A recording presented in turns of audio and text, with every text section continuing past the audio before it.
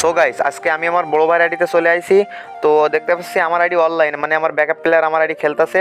তো আমি আমার ব্যাকআপ প্লেয়ারে ইনভাইট দিয়ে দেখবো যে তার মনে কোনো লোভ আছে কিনা। তো তারে আমি ইনভাইট দিয়ে দিছি। হ্যালো হ্যালো হ্যালো, হ্যাঁ ভাইয়া বলেন। তোমারে যে মিরাজ এই আইডি খেলতে দিছে, তুমি কি মিরাজরে ভালো করে চিনো? না ভাই, আমি মিরাজ ভাই চিনি না, এমনি জাস্ট গেম থেকে পরিচয় হয়েছি। আরে তাইলে তো তোমার জন্য খুব ভালো একটা সুযোগ, যেহেতু মিরাজ তোমারে ভালো করে চিনে না, তুমি মিরাজের এত বড় আইডি খেলতেছো, 87 লেভেলের আইডি। তো তুমি মিরাজের আইডি হ্যাক করে নাও, অনেক বেশি টাকায় বিক্রি করতে পারবা। দেখো এরকম সুযোগ কিন্তু কেউ হাতছাড়া করে না। না না ভাই, আপনি এসব কি বলতেছেন?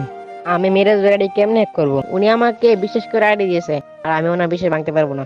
আরে ভাই এসব কথা বাদ দাও, এতগুলো টাকায় আইডি গুলো বিক্রি করতে পারবা, বিশ্বাস দিয়ে কি হবে? মিরাজ ভাইরে আমি আমার নিজের বড় ভাই মনে করি। আমাদের সম্পর্কটা হয়তো বা অনলাইনের, কিন্তু মিরাজ ভাইরে আমি আমার আপন বড় ভাইয়ের মতো মনে করি। মিরাজ ভাইয়ের এই সামান্য আইডি না, মিরাজ যদি আমাকে 20 লাখ টাকাও দেয়, তাও আমি ওনাকে না বলে এটাকে খরচ করবো না।